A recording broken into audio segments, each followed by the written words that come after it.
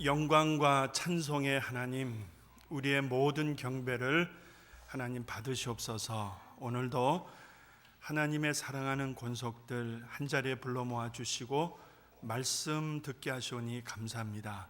하나님의 말씀으로만 우리의 심령 그릇에 담아 주시옵소서. 예수님의 이름으로 기도합니다. 아멘.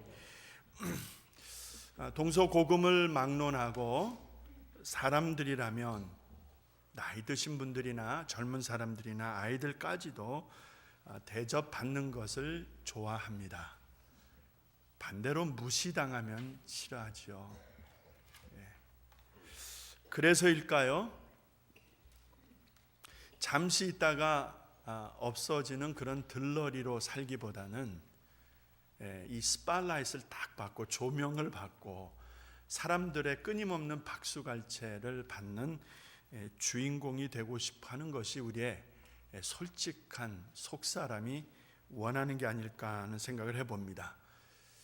그게 사실이라면 사람들은 본의 아니게 때로는 목적을 가지고 수단 방법 가리지 않고 그런 위치와 그런 권세를 누리려고 여러분 수단 방법을 가리지를 않습니다. 다른 사람을 딛고 일어서는 한이 있더라도, 다른 사람을 죽이고 일어서는 한이 있더라도 그 위치에 서려고 하는 것입니다. 썩어도 준치라는 말이 있지요. 준치. 그렇게 맛있지 않습니까? 그래서 썩어도 준치라는 말이 있는데, 여러분 아무리 조연이 좋다고 해도, 들러리가 멋지다고 해도 주연만 하겠습니까? 주인공만 하겠습니까? 여러분 한번 잘 생각해 보십시다. 그래도 주인공이 낫지요. 그래도 인정받는 그 위치가 낫겠죠. 들러리로 잠깐 있다 없어지는 것보다는. 조연은 참 그러고 보면 들러리는 별 볼 일 없어 보이는 것 같습니다. 그래서 저는 이 들러리라는 말을 좀 찾아보았습니다. 들르다, 어디를 들르다라는 이 들르다라는 말에 사람을 뜻하는 의존명사 이가 붙여서 그래서 생겨진 말 들러리, 이렇게 보통 이야기하는 것을 알 수 있었습니다. 그러니까 그 뜻을 펴보면은 잠깐 들렸다가 머무르는 그런 상태라는 말입니다. 거기에 이제 의존명사 사람을 뜻하는 이가 붙었기 때문에 그 뜻을 정확하게 조명한다면 잠시 잠깐 들러서 머물다가 갈 사람, 이런 말이 바로 들러리라 이 말입니다. 이 들러리가 가지고 있는 역사적 배경이 있었습니다. 본래 그 서양 결혼식에서 나왔다라고 알려지고 있는데, 결혼하는 날 예쁜 아름다운 신부가 얼마나 여러분 다 아시잖아요. 신부 얼마나 예쁩니까? 그렇죠? 근데 그 예쁜 신부를 질투한 잡기가 마법을 쓴다는 그런 이해들이 있었다고 합니다. 그래서 신부를 보호하는 차원에서 신부와 똑같거나 비슷비슷하게 복장을 하고 차려입은 그런 여자 혹은 여자들을 세워서 한마디로 이 잡기를 헷갈리게 만든다는 것입니다. 그런 유래가 있었다라고 전해지고요. 또 하나는 고대 로마에서 여자에게 청혼을 했습니다. 그런데 거절당합니다. 그 구원자가 너무나 속상하니까 아는 사람들을 동원해서 은밀하게 신부를 납치합니다. 신부를 납치하는 일이 종종 있었는데, 이런 일을 막고자 해서 신부와 비슷하게 혹은 똑같게 생긴 사람들을 세워 놓는다는 것입니다. 왜요? 신부가 납치당하는 것을 막기 위한 방법이었다는 것입니다. 신부가 주인공이라고 하면은 여러분 들러리들은 그 주인공을 위해서, 주인공의 어떤 신변에 위험이 있거나 어떤 어려움이 생길 것을 대비해서 보호하는 차원에서 주인공을 위해 존재하는 자들이었다, 이런 말이 되는 것입니다. 그것이 바로 들러리라는 것입니다. 지난주에 우리가 살펴보았던 두 산파 기억나시죠? 훌륭한 조연자들이었습니다. 들러리였습니다. 하나님이 하시는 일에 얼마나 멋지게 쓰임을 받았는지 모르겠습니다. 여러분, 지엄한 왕명입니다. 그 왕명 앞에는 타협도 없고 주저할 이유도 없습니다. 반드시 실천을 해야 되는 그런 왕명이었죠. 여자이면은 무조건 살리고 남자이면은 무조건 죽이는 것입니다. 왕명은 단순했습니다. 그런데 그 두 산파는 남자아이, 사내아이를 살린 것입니다. 사느냐 죽느냐, 죽느냐 사느냐의 갈림길에 서서 두 여인은 무엇을 생각했길래, 두 여인은 도대체 무슨 뜻으로 목적을 가지고 사내아이를 살렸을까? 너무나 무모해 보입니다. 왜? 그 일로 인해서 죽습니다. 이 일이 발각되면 두 사람은 죽습니다. 자기의 이익을 챙기는 사람들이었다면 이런 결정 못 내리죠. 사람들에게 인정받는 것이 좋았다고 하면 조연으로 살기 싫어하고 항상 주인공과 같은 사람들의 이목, 사람들의 주목을 받고 박수갈채를 받는 게 좋다라고 하는 그런 인생관이나 삶을 살고자 했다면 도저히 내릴 수 없는 결정이었죠. 두 여인이 이런 결정을 내릴 수 있었던 것은 지난주에 우리 살펴본 대로 하나님을 두려워했다라는 말씀이 있습니다. 이 두 여인은 하나님을 두려워했다, 하나님을 경외하였다 이 말입니다. 하나님을 honor한 거예요. 하나님을 adore him, 하나님을 가장 최고의 것으로 하나님을 여겨드린 것입니다. 그런 마음이 여인들에게 있었다는 것입니다. 그것이 동기가 되어서 자기들의 한 짓에 대한 생사 여탈권을 쥐고 있는 그 왕명까지도 여러분 거부할 수 있었다는 것입니다. 그것이 지난주의 말씀이었었죠. 생사의 갈림길에서 두 여인은 머뭇거리지를 않았습니다. 남자아이를 받아낸 것입니다. 그 두 손으로 사내 아이를 받아낸 것입니다. 그가 바로 모세입니다. 모세. 심한 노역으로 괴롭힘을 당했죠. 그러니까 요셉을 모르는 새 왕이 등극을 해서 이 이스라엘이 점점 강대해지는데, 이게 뭐 군사적인 강대함이 아니라 그 숫자가 점점 번성한다 그러죠. 사람들이 막 늘어나고 생육 번성하는 이런 모습을 바라보면서 애굽 왕이 마음에 심히 부담을 느끼게 된 것입니다.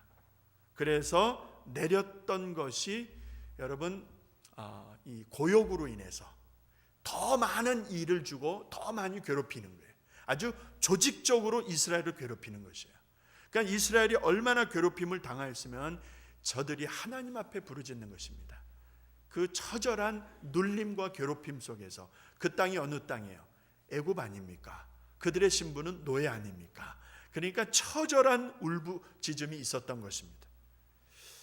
오늘 말씀 후반부에도 나오지만 사실은 하나님이 모세를 부르는 모세와의 독대 시간에 하나님이 그 상황을 자세하게 설명하십니다.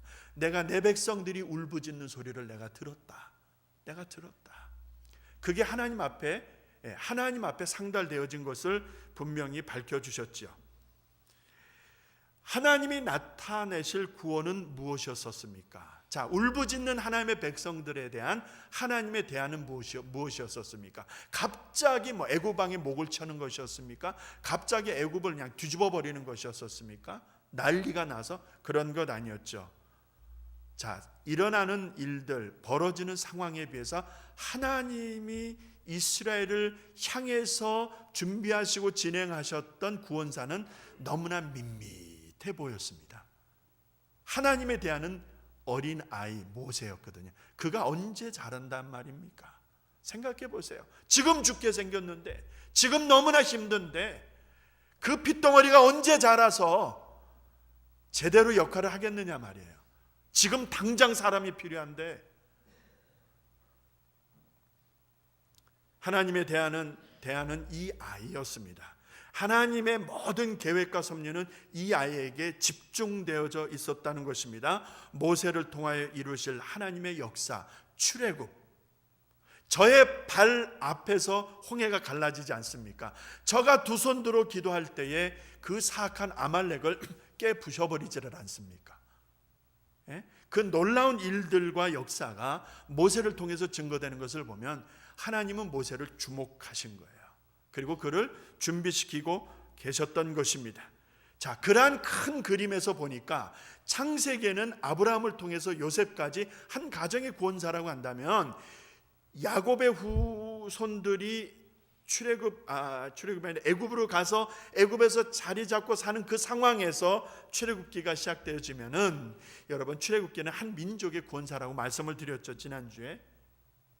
자, 그 그림 속에서 한 가정의 구원사가 한 민족의 구원사로 확대되어지고, 그 확대되어진 한 민족의 구원사를 통해서 인류를 향한 하나님의 구원 역사, 하나님이 나타내실 그 놀라운 역사에, 여러분, 이 그림이, 이 스트럭처가 짜지는 거예요.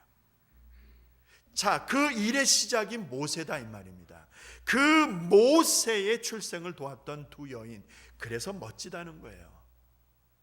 하나님의 이 구원사에 한 점을 멋있게 찍은 두 여인. 참 멋있습니다. 아무리 생각해도 멋있어요. 아주 절묘한 시간에 생사를 가누는 그 긴박한 절체절명의 순간에 하나님을 믿고 딱 일을 저질러 버리는 거예요. 아, 멋있어요. 멋있어. 하나님을 믿고 일을 저질러 버리는 거예요. 오늘은 두 번째 시간입니다. 오늘 본문에서 루엘이라고 표현되어진 사람, 여러분이 좀 아시는 이름으로 바꾼다면 이드로. 3장에서는 이드로라고 나오고요, 오늘 본문에서는 루엘이라고 하는 이름으로 나오고 있는 이 사람을 좀 주목해 보자는 것입니다. 여러분, 성경을 보면은요, 한 사람을 두고 이름이 두세 가지로 이렇게 막 나오는 경우들이 종종 있습니다. 사울이 바울이 되지 않습니까? 그렇죠? 시몬이 베드로가 되잖아요. 이런 이름들이 있습니다. 솔로몬도 여디디아라는 이름이 있고요, 다니엘 벨드사살, 그렇죠? 아브람도 아브람이 있고 아브라함이 있지요, 열국의 아비. 그리고 야곱이 어떻게 됩니까? 이스라엘이 되지 않습니까? 하나님 앞에서 부름받은 사람들의 그 변화 속에서 그들이 가지고 있었던 이름들의 특징들을 우리는 구약에서도 신약에서도 찾아볼 수가 있습니다. 오늘 본문에 등장하고 있는 루엘이라고 하는 이드로, 이 사람은 누구인가 생소하실 것입니다, 많은 분들에게. 우리가 읽은 출애굽기 2장 18절 말씀과 민수기 10장 29절 말씀, 나중에 꼭 한번 찾아보시기 바랍니다. 이 말씀을 통해서 루엘이라고 하는 표현이 나오고 있습니다. 오늘 본문 18절, 그 다음에 민수기 10장 29절, 루엘이라고 되어 있습니다. 근데 이 사람의 이름이 출애굽기 3장 1절에서는 이드로라고 되어 있습니다. 동명 이. 헷갈리네. 제가 한 사람인데 이름이 두 가지라 이릅니다. 어떻게 됩니까 그러면? 동명 1인? 근데 왜 2인이라고 그러지 갑자기? 저도 잠시 헷갈릴 뻔했습니다. 자, 한 사람인데 이름이 이렇게 저렇게 표현이 되고 있다 이 말입니다. 그런데 사사기 4장으로 가면은 이 이름이 호밥이라고 하는 표현으로 쓰여지고 있어서 조금 갈등이 되고 문제가 되고 있는 상황을 우리가 볼 수 있습니다. 조금 깊이 보시면 그런 것들이 보여집니다. 루엘과 이드로는 이제 다른 사람이 아니라 한 사람이라 이 말입니다. 그래서 이 루엘이라는 이 말 속에 담겨진 엘 하면은 하나님이라는 뜻이죠. 루엘, 하나님의 친구, 하나님의 하나님의 친한 친구, 이런 뜻으로 우리말로 해석이 되는데, 얼른 생각할 때는 하나님께 대한 믿음이 훌륭한 사람이었구나라고 생각할 수도 있다 이 말입니다. 그런데 역사학자들, 신학자들의 많은 진단은 우리가 믿고 우리가 경외하는 하나님, 이스라엘의 하나님이 아니라 그 당시 그 근동 지방에 곧 셈족계통의 단일신에 대한 믿음이었다, 이렇게 해서 조금은 다른 그런 어떤 형편과 입장이 있었던 것을 설명하는 것을 볼 수 있습니다. 어쨌든 사사기 4장에 나오는 호밥이라고 하는 이름도 그 히브리 단어에 대한 조금의 오해가 있었던 것으로 보여집니다. 어쨌든 결론만 말씀을 드린다면은 사사기 4장 10절 11절에 나오는 말씀은 아까 말씀드린 대로 민수기 10장 29절의 말씀을 통해서 연결해서 보면은요, 여러분 영어 성경 보시는 분들은 NIV 많이 보시죠? New International Version 아니면 NLT라고 하는 버전들이 있습니다. 거기에 보면은 이 부분에 대해서 호밥은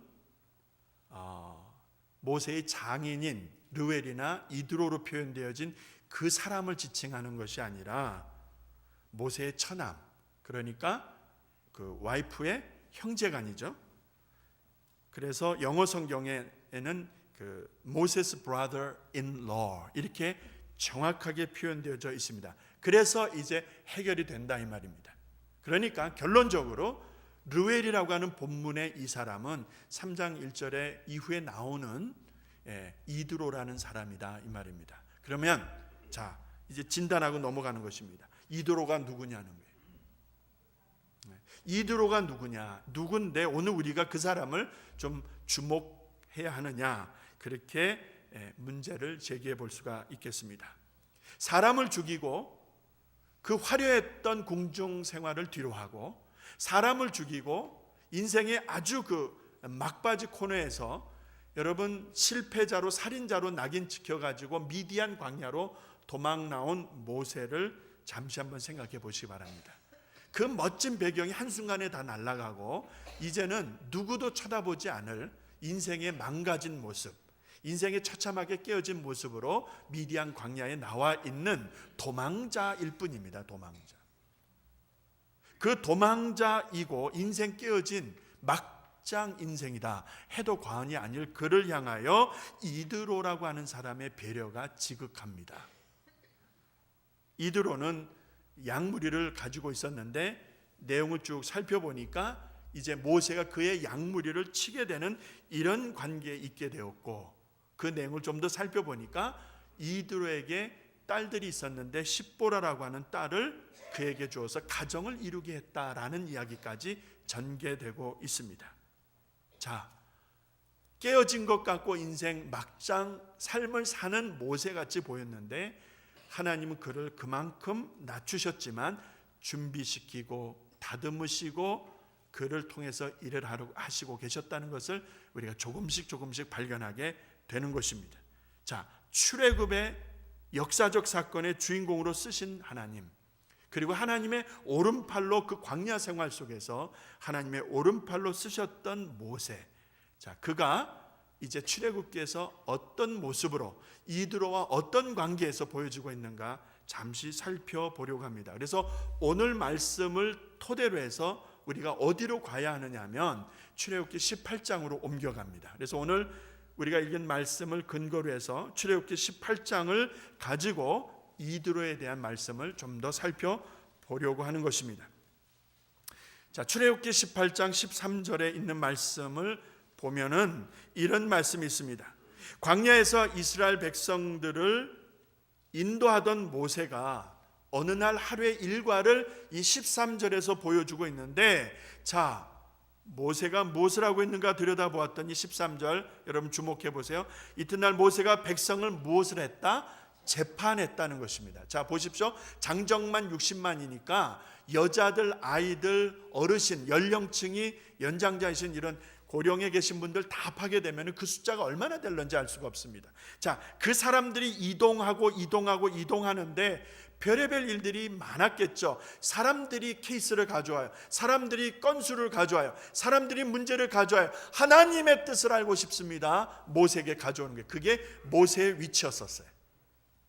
하나님의 음성을 듣고 하나님의 뜻을 알아서 이스라엘 백성들에게 그 대안을 던져줄 수 있었던 영적 지도자였다 이 말입니다. 그게 모세가 서 있는 위치였었습니다. 그런데 얼마나 많은 사람들이 모여왔는지 아침부터 저녁까지 줄 서서 있는 거예요. 13절 말씀 보세요. 백성은 아침부터 저녁까지 모세의 곁에 섰다 이렇게 말씀합니다. 그러니까 지금 모세가 백성들의 공정한 어떤 판단을 해주기 위해서 사람들의 어떤 사안에 대해서 그 일을 정확하게 판단해주고 가이드라인을 주기 위해서 하루 왼종일 그 일에 묶여 있는 거예요. 말씀드린 대로 장정만 60만이었던 그 엄청난 민족적 대이동을 생각해 본다라고 하면은 그 많은 사람들에게 일어나는 그 많은 일들을 그가 어떻게 다 여러분 일일이 간섭하고 판단할 수 있었겠습니까? 이거는 도저히 무리입니다. 혼자의 몸으로 아침부터 저녁 늦은 시간까지 한다 하지라도 이것은 효율적이지 못한 일이었었습니다. 이 모습을 누가 보고 있었던 거예요? 장인 이드로가 주목해서 보고 있었던 거예요. 그 노인네가, 아무것도 아닌 그 노인네가 모세를 주목해서 보고 있었던 거예요. 그 노인네는 하나님을 아는 사람이라고 말할 수 없습니다. 모세는 하나님의 일꾼이었고 민족의 영웅이었고 지도자였습니다. 두 사람을 비교한다면요, 비교가 안 되는 관계입니다, 사실은. 그러나 한 일에 너무 묶여 있고 그 일에 기진맥진이죠. 아침부터 저녁까지 그 일에 묶여 있는데 그 장면을 장인 이드로가 나이 드신 어른이 쭉 보고 있는 거예요. 드디어 장인 이드로가 입을 엽니다. 14절 말씀 장인 이드로가 입을 여는데 이런 말씀이 있습니다. 그대가 이 백성에게 홀로 앉았고 백성은 아침부터 저녁까지 그대 곁에 섰느뇨. 17절 18절 말씀 읽어드립니다. 이드로의 결론입니다. 그대 하는 것이 선하지 못하도다. 그대 하는 것이 선하지 못하도다. 이 일이 그대에게 너무 중함이라 그대가 혼자 할 수 없으리라. 따끔한 충고가 들어갑니다. 너 이렇게 해서 안 되겠다 이 말입니다. 어떻게 해서 이 일을 혼자 하겠느냐? 내가 어떻게 이 많은 일을, 과다한 일을 감당하겠느냐? 모세에게 따끔한 충고를 줍니다. 너무 중하다. 이 일은 선하지 못하다. 여러분, 이 일은 선하지 못하다라는 이드로의 말은 모세가 지금 하고 있는 행위가 악하다는 말로 오해하시면 안 됩니다. 여기서 선하지 못하다라는 이 말은 I think this is not a best way.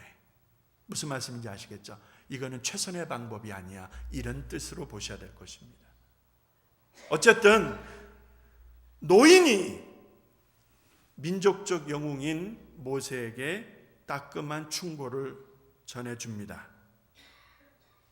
백성들이 하나님의 뜻을 알고자 해서 내게 물으려고 가져오는데, 문제를 가져오는데 이 일을 어찌할 수 있겠습니까? 모세에게는 그만한 이유가 있었죠. 모세에게는 그만한 사연이 있었습니다. 그럼에도 불구하고 이 일은 혼자 감당할 수 있는 일이 아니다라고 하는 것이 옆에서 보고 있었던 이드로의 판단이었고 충고였었다 이 말입니다.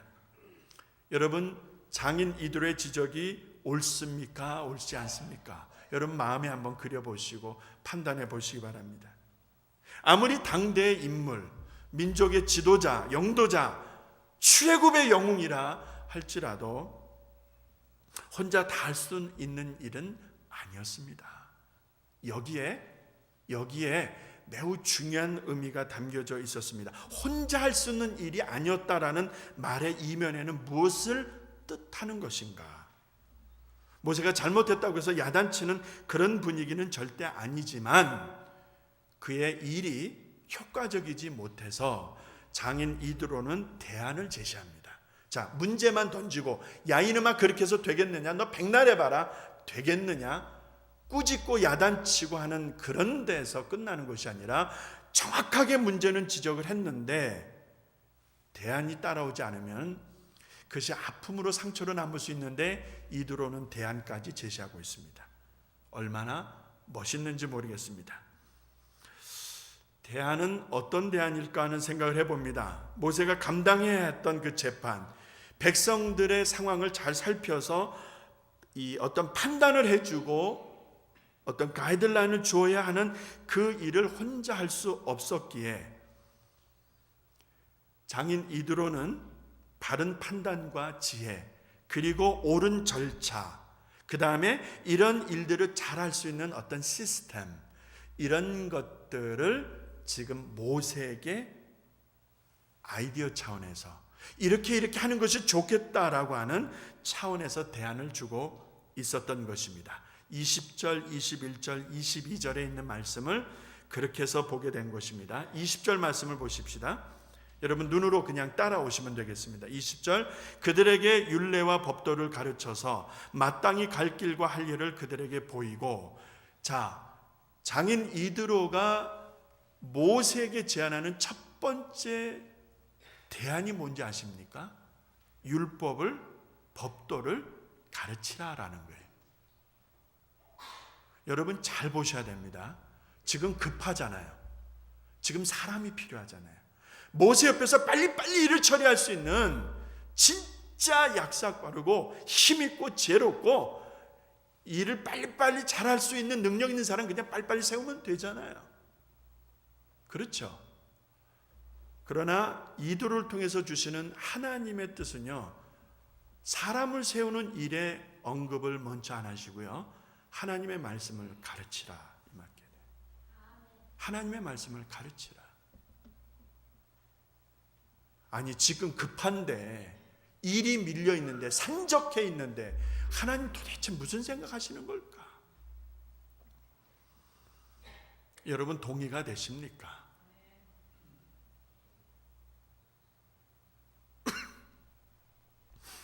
하나님의 말씀을 들여다보니까 법도를 가르치는 21절 말씀 보실래요? 21절 보시면 이런 말씀이 있습니다.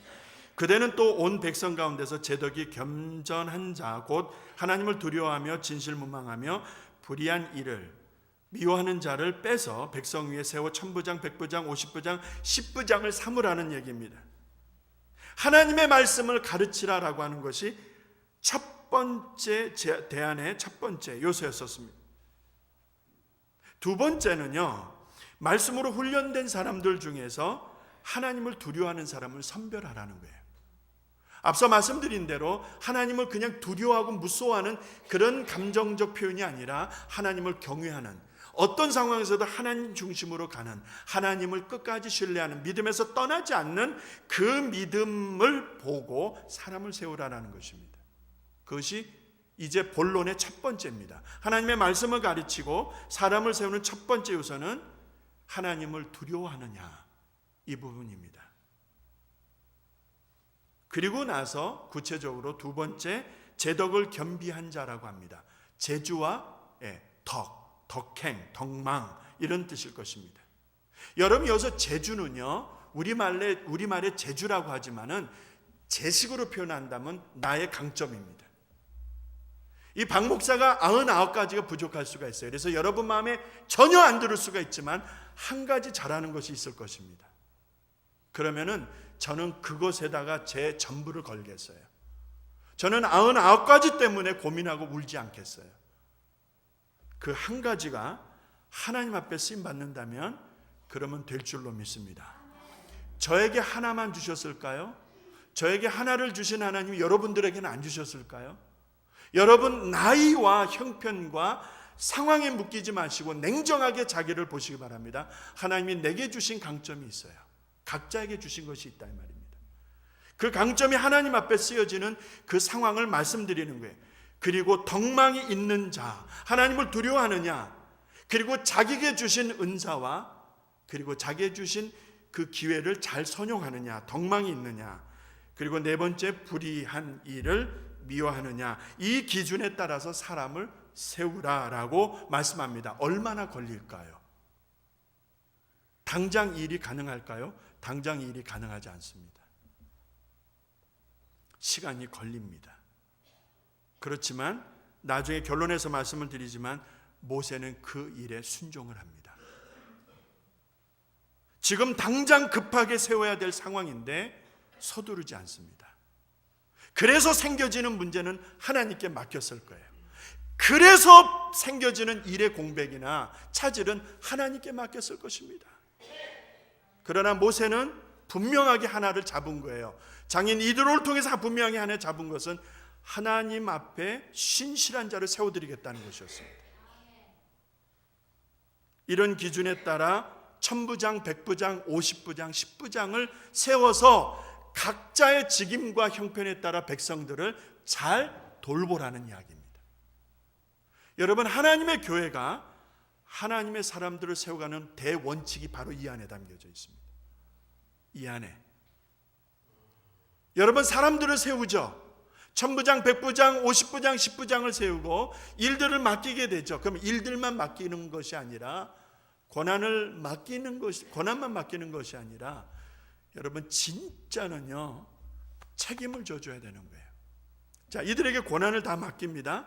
일을 잘할 수 있을까요? 잘못할 수도 있을까요? 잘못할 수도 있는 거예요. 그렇죠? 일들을 어찌 다 잘합니까? 일을 잘못했을 때 들이다 패고 욕하고 책망하고 끌어잡아 당기면은 그 사람 다 쓰러집니다. 일을 못하는 거예요. 무슨 말씀입니까? 일을 맡기고 일을 잘하고 소신껏 밀고 갈 수 있도록 책임은 누가 져줘야 돼요? 그 일을 위임한 사람이 져주는 거예요. 책임은 그 사람이 지는 거예요. 내가 잘못해서 저 사람이 실수했으니 나를 봐서 용서하시오. 이렇게 코드가 가야 되는 것이죠. 그래야 앞에서 일하는 사람들이 열심히 일할 수 있습니다. 저는 이 과정 우리 장로님들하고 다 공부했어요. 아십니까, 여러분? 작년에 우리 책 2권 띄면서 이 공부 다 했어요. 우리 장로님들 이제 이거 다 알고 계셔요. 이제 하나씩 하나씩 실행해 갈 거예요.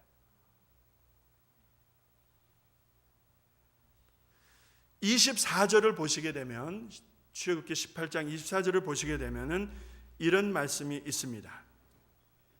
이에 모세가 장인의 말을 듣고 그 모든 말대로 하여 그대로 순종하고 따른 것이라는 그 말씀 나오죠. 예. 여러분, 모세가 누구입니까? 다시 반복합니다. 앞서도 말씀을 드렸습니다. 모세가 누구입니까? 출애굽의 영웅이잖아요. 민족을 이끌고 있는 영도자입니다. 모세만한 영권과 실력이 누구에게 있었습니까? 아무도 없습니다. 모세만한 사람이 없습니다.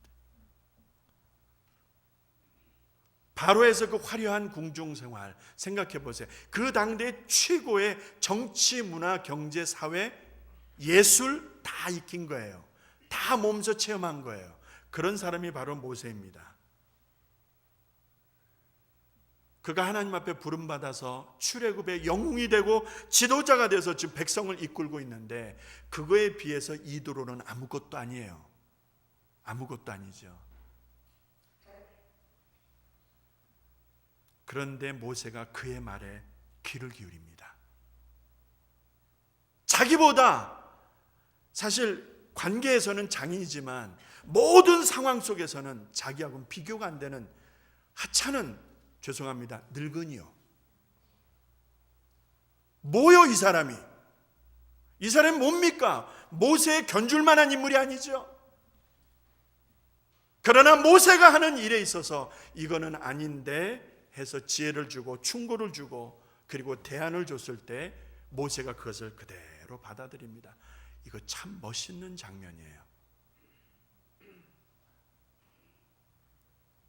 한 민족을 구원하시는 하나님의 구원사가 출애굽에서 쫙 진행되고 있는데, 약속의 땅을 두고 나아가는 저들의 발걸음 속에서 하나님이 모세를 얼마나 크게 들어 쓰고 계십니까? 얼마나 위대한 인물입니까? 오죽하면 예수님이 변화산상에서 변화하실 때에 한쪽에서는 율법을 대표하는 모세가, 선지자를 대표하는 엘리야가 예수님의 그 놀라운 변화 속에서 함께하고 있는 장면을 누가 봅니까? 베드로, 야고보, 요한이 보지 않습니까? 여기가 너무 좋사오니 우리가 초막을 짓고 여기 있겠습니다. 얼마나 황홀한 체험을 했었으면. 모세가 이런 인물입니다. 구약의 율법을 대표하는 인물이요. 그리고 이스라엘 백성들의 그 어떤 그 리더십에 있어서 가장 표본이 되는 그런 인물이 모세가 아닙니까? 그런 모세를 하나님이 멋지게 쓰고 계시는데, 하나님이 한 민족을 살리는 일을 위해서 쓰고 계시는데, 이드로가 하나님 앞에 쓰임받고 있는 모세를 위하여 훌륭한 조연 역할을 해냅니다. 크게는 하나님의 구원사가 모세를 통하여 진행되고 있는 하나님이 나타내실 이스라엘 백성들을 살리는 그 구원의 역사 속에서 이드로가 훌륭하게 들러리를 서고 있다, 이 말입니다. 모세를 잘 훈계하고 대안을 제시하고 이드로는 사라지는 것이지요. 이것이 이드로의 인품이고 사람됨입니다. 이것이 모세를 통해서 역사하시는 하나님을 의식하고 있었던 이드로가 가졌던 참으로 충직한 마음이었다고 저는 보고 싶습니다. 예. 이들의 이런 멋진 모습을 보면서, 한 사람을 멋지게 세워주는 것을 보면서, 그리고 본인은 조용히 뒤로 물러나는 모습을 보면서 저는 아침에 그런 성경을 묵상하게 되었습니다. 하나님은 흥하여야 하겠고 나는 쇠하여야 하겠습니다. 누가 한 기도입니까? 세례 요한이죠. 내 뒤에 오시는 이는 나보다 너무나도 크시기 때문에 하나님 나를 밟고 가시옵소서, 이 말 아니겠습니까? 하나님 나를 밟고 가시옵소서. 나를 밟고 가셔서 하나님 나라, 그 영광의 나라 여시옵소서, 이 기도한 거 아닙니까? 세례 요한이. 그런 마음이 자꾸 오는 거예요. 제가 하나님 우리를 밟고 가시옵소서. 우리 교회를 밟고 나를 밟고 우리들을 밟고 하나님의 영광을 드러내시옵소서. 이것이 우리가 가져야 될 기도이고 헌신의 자세인 줄로 믿습니다. 나를 통해서 그분은 흥하셔야 되겠다. 그러면 하나님이 우리를 그대로 버려두시겠습니까? 여러분의 삶 속에 필요한 것을 하나님이 그대로 두시겠습니까? 나를 딛고 일어서셔서 그 영광의 나라 이루시라는 그 간절한 신앙 고백과 믿음으로 살진대, 여러분, 하나님께서 여러분의 삶 속에 보호자가 되어주시고 또 공급자가 되어주시고 또 신원 보호해 주시는 여러분 하나님의 은혜가 있지 않겠습니까? 할렐루야. 하나님의 멋진 들러리로 이 한 주간도 승리하시기를, 멋진 조연자로, 왜냐하면 하나님이 주인공이시니까, 하나님이 주인공이시니까 그런 아름다운 삶을 이 한 주간도 살아가시기를 주의 이름으로 축원합니다. 아버지 하나님, 하나님은 왕이시지요. 맞습니다. 하나님은 동시에 우리의 주인이십니다. 우리를 딛고 일어서시옵소서. 우리를 밟고 일어서시옵소서. 그래서 그 옛날 세례 요한이 외쳤던 나는 쇠하여야 하겠고 하나님은 흥하여야 하셨겠다, 이것이 한 사람의 믿음의 고백으로 옛날에 있었던 사건으로 끝나는 것이 아니라 오늘 우리들의 고백이 되게 하시고 우리들의 간절한 노래가 되게 하시고 하나님을 향한 우리의 사랑의 외침이 되게 하여 주시옵소서.